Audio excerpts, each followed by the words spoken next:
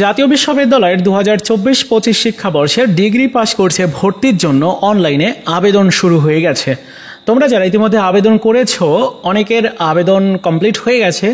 College থেকে আবেদন গ্রহণ করেছে কিনা সেটি তোমাদের প্রত্যেকেরই চেক করে দেখতে হবে, কেননা যদি আবেদন গ্রহণ না করে তাহলে কিন্তু তোমার আবেদনটি বাতিল হয়ে যাবে।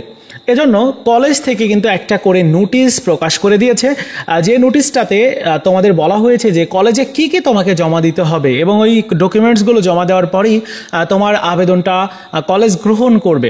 তো আজকের ভিডিওতে আমি সেই নোটিশগুলো তোমাদেরকে দেখাবো, যে নোটিশগুলো তোমাদের প্রত্যেকের দেখা উচিত আর কি, যারা অ্যাপ্লাই করেছো।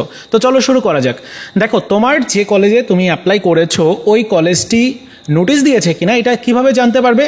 ওয়েবসাইটে গিয়ে, মানে ওই কলেজের ওয়েবসাইটে গিয়ে। যেমন আমি যদি এখানে ফরিদপুর রাজেন্দ্র কলেজ লিখে সার্চ করি, তোমার কলেজ লিখে তুমি এরকমভাবে গুগলে সার্চ করবে, দেখবে যে তাদের ওয়েবসাইট পেয়ে যাবে তুমি। এই যে সরকারি রাজেন্দ্র কলেজ ফরিদপুর, এটা লিখে সার্চ করার পরে এখানে দেখো তারা কিন্তু নোটিশ প্রকাশ করে দিয়েছে।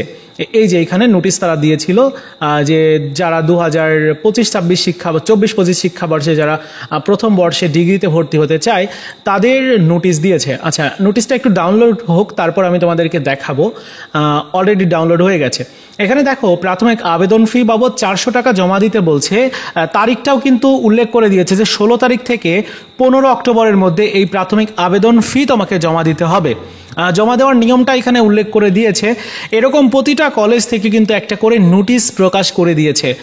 এছাড়াও তোমার কি কি কলেজে জমা দিতে হবে সেই বিষয়টি কিন্তু এখানে উল্লেখ করে দিয়েছে, যে অনলাইনে আবেদন ফর্ম যে মূল কপি থাকবে ওইটার 2 কপি তোমার জমা দিতে হবে।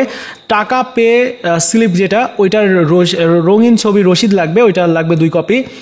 তারপর এইচএসএ পরীক্ষার নম্বরপত্র ও রেজিস্ট্রেশন কার্ডের সত্যায়িত ফটোকপি 2 কপি।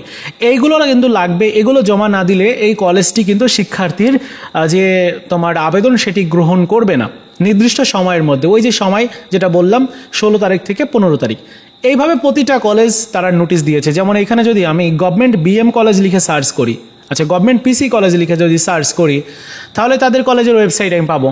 ওকে, এবার তাদের কলেজের যে নোটিশ, সেই নোটিশ আমাকে দেখতে হবে। তারা এখনো পর্যন্ত নোটিশ দেয়নি, হতে পারে তারা অন্য কোনো ওয়েবসাইটের নোটিশ দিয়েছে। ঠিক আছে, এরকম আমি যদি এখানে অন্য একটা কলেজের, আমাদের মাগুরা গভর্নমেন্ট কলেজ, তারা কি নোটিশ প্রকাশ করেছে কিনা আমি একটু দেখে দিতে চাই।